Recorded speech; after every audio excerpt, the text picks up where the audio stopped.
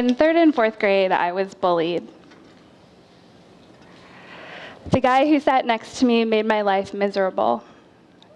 He would throw horrible comments at me, and he also would snap my pencils in half. Luckily, after fourth grade, I didn't have a class with him again.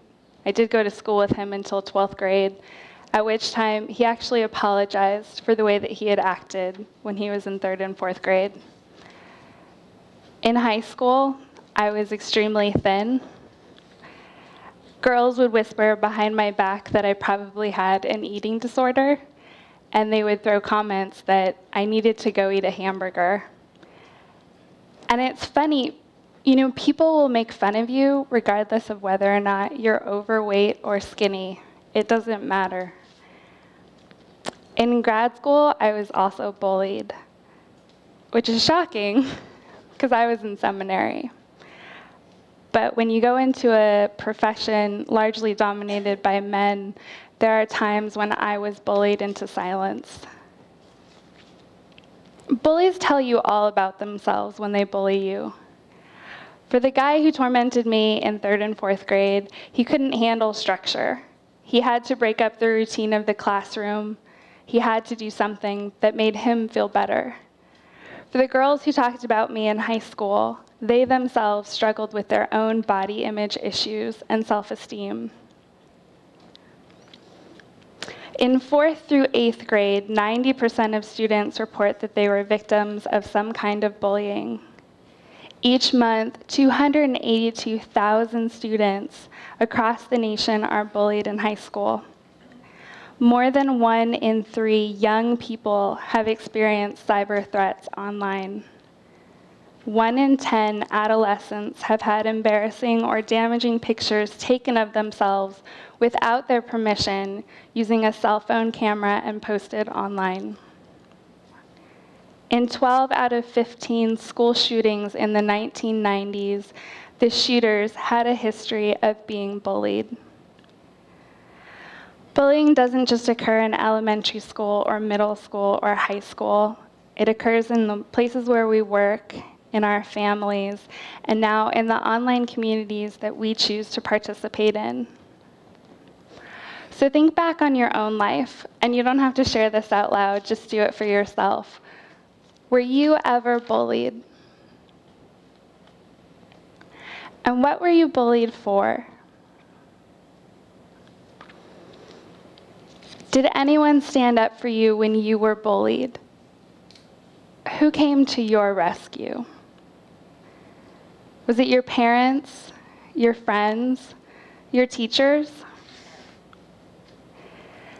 And if you couldn't think of anyone that bullied you, maybe you were the bully. And we'll get to that a little later. So here are some famous bullies from TV and movies, and I've devised a little quiz, and I want to see if you can identify these people. You can give me the name of the TV show or the character name. Some of them are also from movies, so you can give me the movie name. So let's go ahead and see our first bully. Who is our first bully? Yes, this is Biff from Back to the Future. Who's our second bully?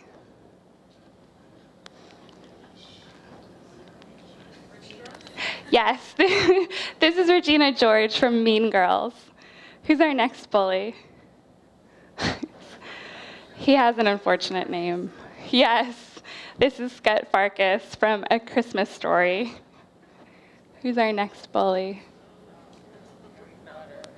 Yes, this is Draco Malfoy from Harry Potter. Our next one? Yes, this is Sid, the neighborhood in Toy Story, or the neighborhood boy in Toy Story, the kid you never want to live next door to. Who's our next bully? This is Nelson from The Simpsons. When the TV show actually first started, Nelson and Bart were nemesis. They never got along. If you watch the show now, they're actually kind of friends. So they've evolved. And our last bully. It's an old one. It is the Wonder Years. This is Wayne Arnold from the Wonder Years. So if you asked my third grade self if I'd like to see my bully destroyed, I probably would have said yes. Have you ever thought about your bullies? Have you ever thought about throwing back some of your own pain at them? If you have, then the book of Obadiah is for you. Obadiah is the shortest book in the Old Testament. It's just 21 verses long. And for this reason, we're actually going to read through the whole book today. It's pretty rare that in worship you can say you read through a whole book. But after you leave here, you can tell your friends, I read a whole book at church today. The vision of Obadiah. This is what the sovereign Lord says about Edom. We have heard a message from the Lord. An envoy was sent to the nations to say, rise, let us go against her for battle. See, I will make you small among the nations. You will be utterly despised. The pride of your heart has deceived you, you who dwell in the clefts of the rocks and make your home in the heights, you who say to yourself, who can bring me down to the ground? Though you soar like the eagle and make your nest among the stars, from there I will bring you down, declares the Lord. If thieves came to you, if robbers in the night, oh, what a disaster awaits you. Would they not steal only as much as they wanted? If grape pickers came to you, would they not leave a few grapes? But how Esau will be ransacked, his hidden treasures pillaged. All your allies will force you to the border. Your friends will deceive and overpower you. Those who eat your bread will set a trap for you, but you will not detect it.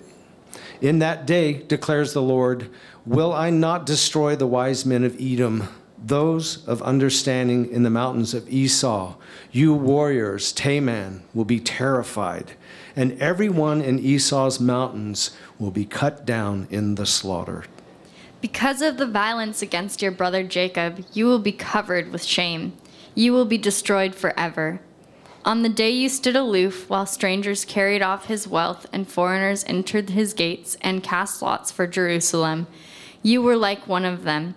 You should not gloat over your brother in the day of his misfortune, nor rejoice over the people of Judah in the day of their destruction, nor boast so much in the day of their trouble.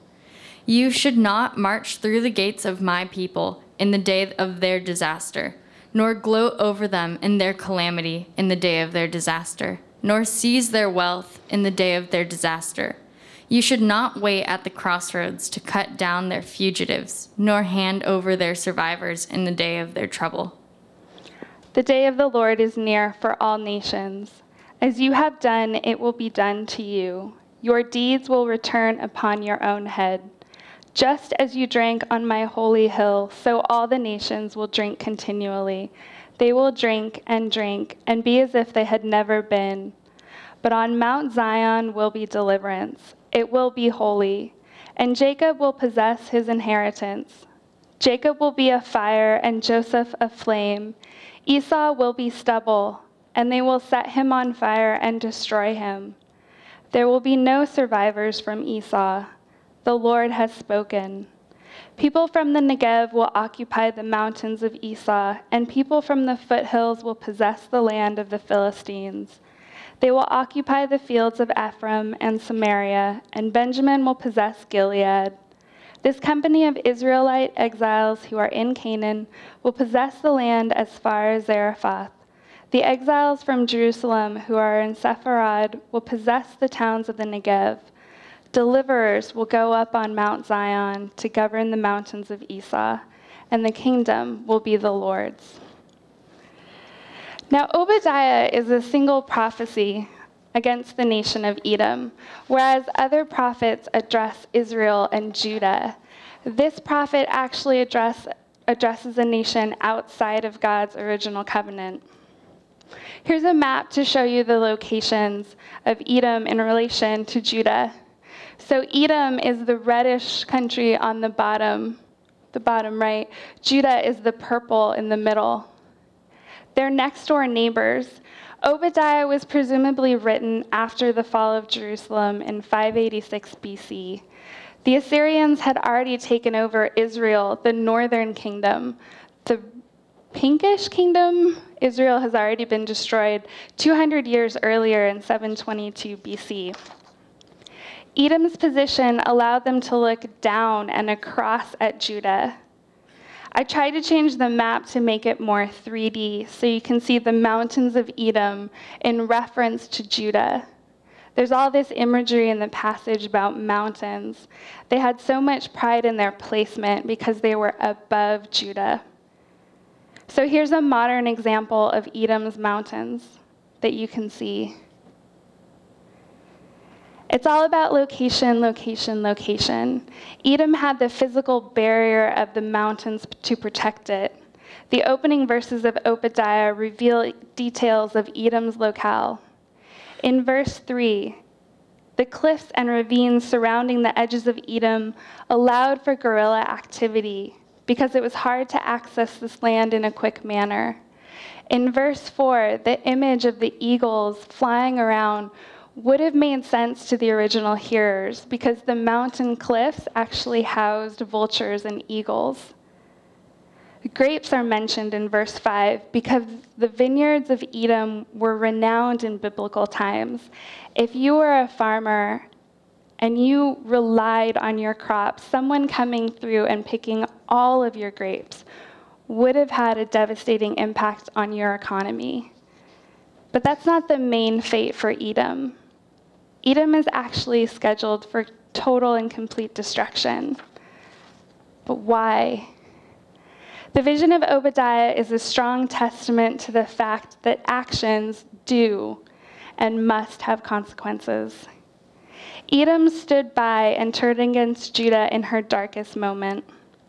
Edom was cited for taking advantage of Judah, for seizing Judean farmlands, for capturing fleeing Judeans and turning them over to the Babylonians.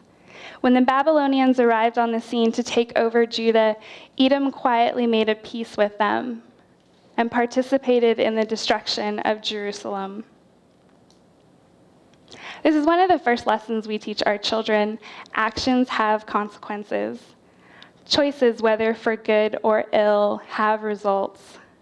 As children, when we grow and learn, we mature in our understanding of those consequences and how far they extend.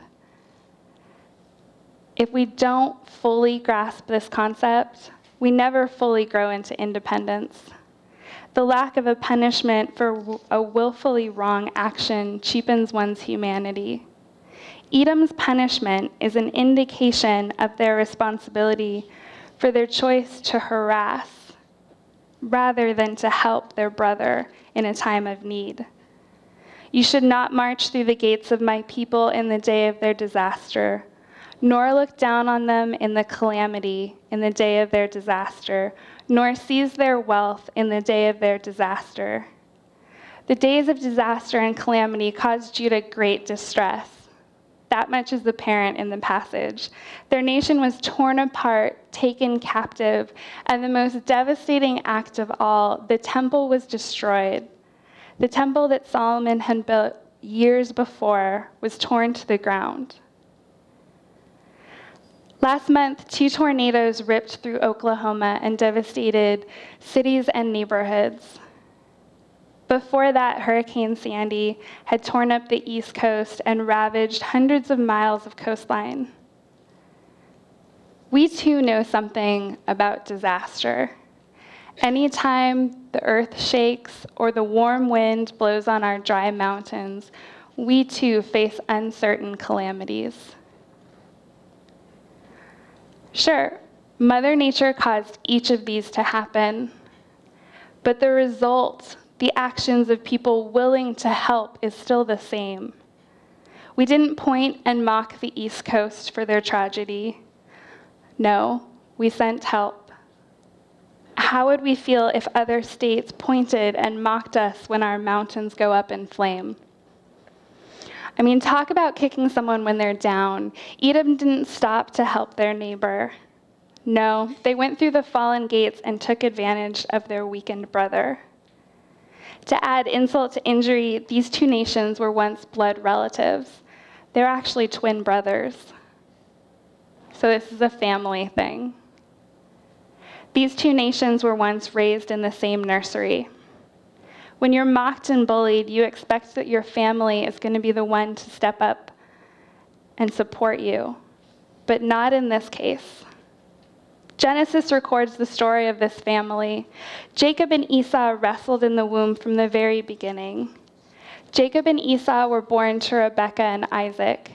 The Old Testament patriarchs are Abraham, Isaac, and Jacob.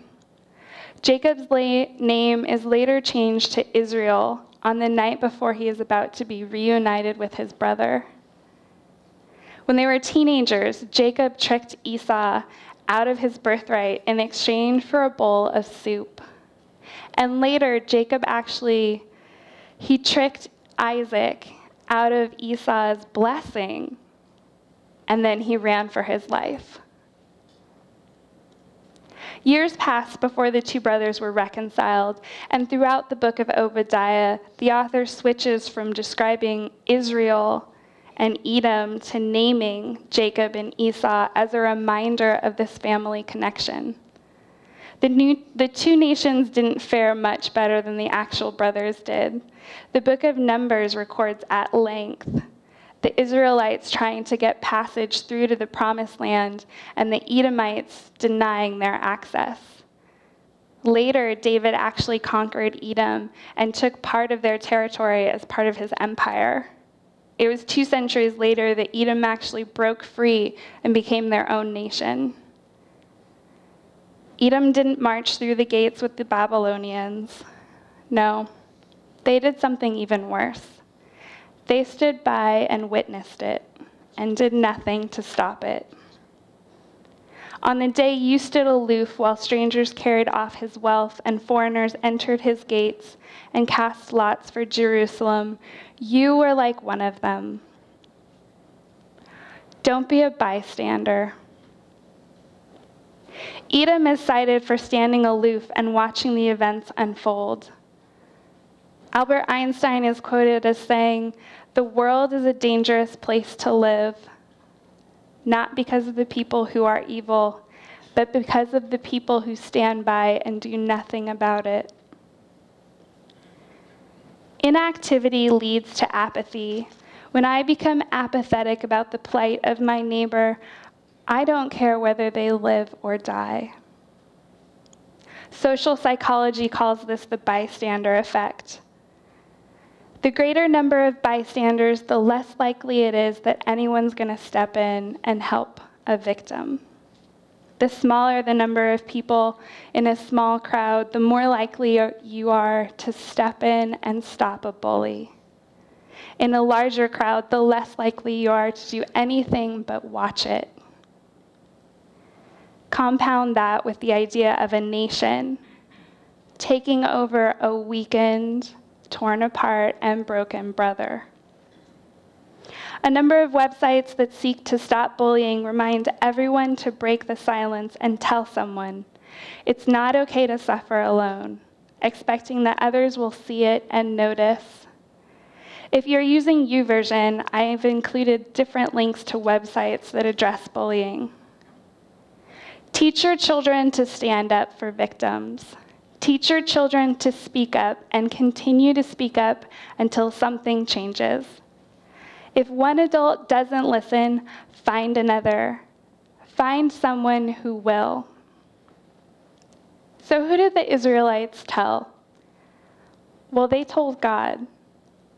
They cried out to the Lord. They lamented and spoke up with wailing and prayer. And the Lord responded, and Obadiah is a wonderful testament to a God that listens and acts.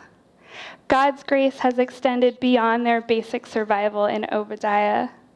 The tormentors of Judah will be punished, and that's great news. And what's more, Judah will survive, and not only will Judah survive, but Judah will return to their land and be restored, and they will thrive.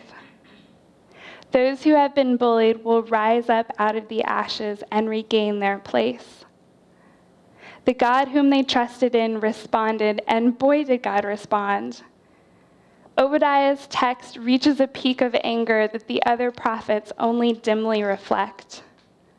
In verse 1, the nations are encouraged to rise up and go against her for battle. The Lord has called in other nations to join in Edom's destruction and shame. And as you read through the scriptures, you get to this point where you're just wishing that Edom would go down. And you're thinking, yes, she's finally going to be destroyed. Edom is going to be torn down. And you're like celebrating. And then you think, wait, what just happened? One minute, I was remembering that I was suffering, and now I'm rejoicing in the suffering of someone else. How did that happen? Where does this cycle of hurting one another end?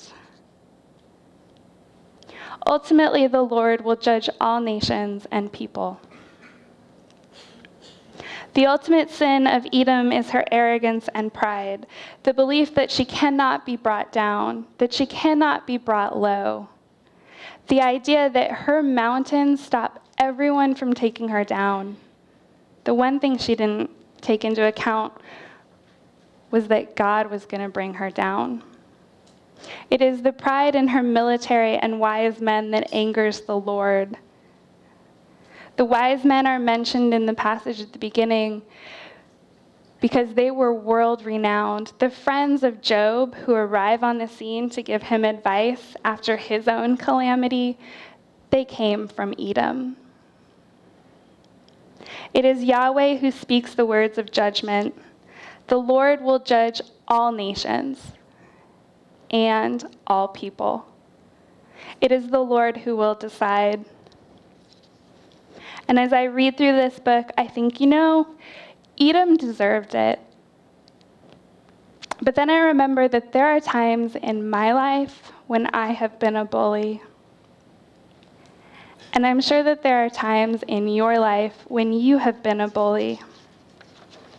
We are all accountable to God, and we all need forgiveness. Yes, Obadiah teaches that those who trust in God will survive, and our disasters are not forever.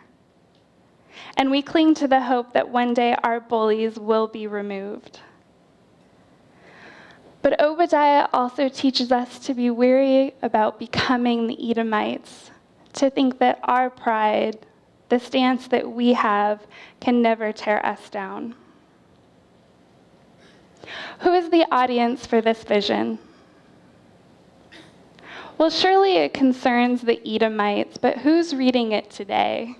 I could tell you the Edomites aren't reading it. We are. We are the audience for this vision. When we allow each other to bully members of our immediate family or church family, we have the choice to rise up and defend them, or stand aloof and watch their terror. 40 years later, the Edomites are driven out and destroyed. Refugees settle in a place called Idumea, where the Herod family later comes from. Jesus is born under Herod the Great. Presumably, some refugees might have settled in Judea. Were they treated as humans? How are you going to treat the bullies that return to you? Will we continue to seek our own vengeance, or will we trust in God? Will we welcome those who come to us as bullies and share with them the transformative message of Christ? Because ultimately, it's only Christ who can rise out of the battle and declare victory. Yet it's also Christ who instructed his followers to not only love our enemies, but to pray, to actively pray for those who persecute us. Edom's former land will be taken over by Judah. But first, the citizens of Judah must spend some time in captivity before returning to their own land. First, they must spend some time learning what it means to be in exile, to be removed from their temple, to be foreigners in a land. They must learn what it means to be held in the hand of God and trust that even in this changing time, God will one day restore them. Let's go ahead and pray.